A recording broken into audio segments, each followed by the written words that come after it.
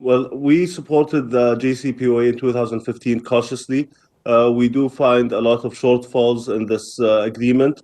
We believe that a new comprehensive agreement needs to be done that includes the regional stakeholders, that addresses the ballistic missiles program in Iran, and addresses the funding of terrorism. These are extremely important. So just explain to me what it is that Saudi Arabia wants next. We want something that will stop Iran from advancing their ballistic missiles program, that will stop them from funding their military militias and proxy forces around the region, and to stop their activities in the region. We have seen Iranian high-ranking government officials basically come up and extort and blackmail the board of governors that address that they will be non-compliant with the JCPOA, that they will increase their enrichment of uranium, that they will increase their centrifuges. Do you believe that there is enough support in Congress to ensure that any new talks have a much wider narrative than in the past? I certainly hope so. This is something that the international community as a whole have to take seriously. Of course, we have a higher stakes since we're in the region, but Iran has proven to be untrustworthy. If we go back to the JCPOA and the lifting of sanctions on Iran, we have seen this money go to what I stated earlier, which is disruption in the region. We have not seen the money go to the prosperity of the Iranian people. We have not seen the money go into the development of Iran. These are things that are extremely concerning, and they are paving the way to acquire a nuclear weapon. And here we really have to stop and say, until when will we give Iran the benefit of the doubt? Iran firmly rejects that. It firmly rejects that it is close to building a nuclear bomb. To which you say what? I see that everything they have done on the ground is aiming to acquire a nuclear weapon. What's your evidence?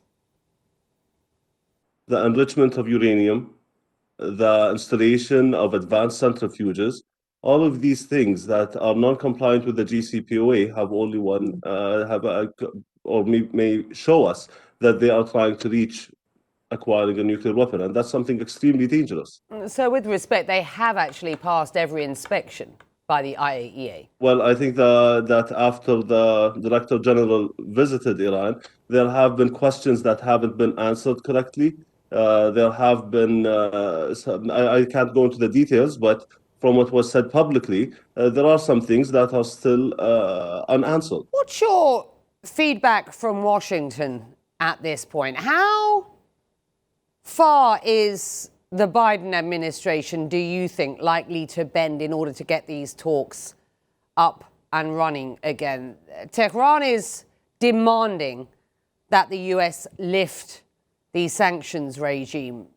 Do you believe that that's a possibility? Well, on the other side, we also see the United States asking for Iran to comply, to go back to its compliance in the JCPOA in order for them to sit on the table.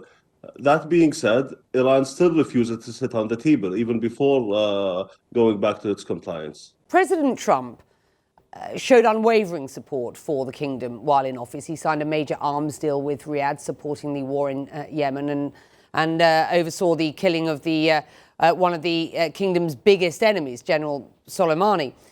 The Biden administration, by contrast, wants to recalibrate the relationship, releasing the intelligence report implicating Prince Mohammed bin Salman in the 2018 killing of journalist Jamal Khashoggi. He has publicly said that he wants to recalibrate relations with Saudi. We've just seen Sergei Lavrov in the kingdom. Is the kingdom ready to pivot away from America should Washington not be deemed a viable partner going forward?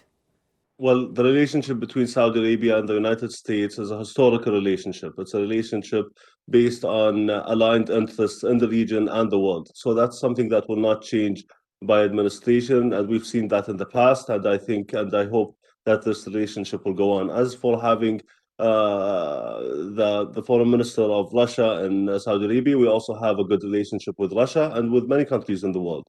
But there is one thing that we have to be very clear about: the sovereignty of the kingdom and its leadership is a red line that we will not entertain the thought of discussing. So whether the report was out or not, that's something that is fine by us, but there is a red line, and we will not entertain the thought of crossing that when it comes to our sovereignty.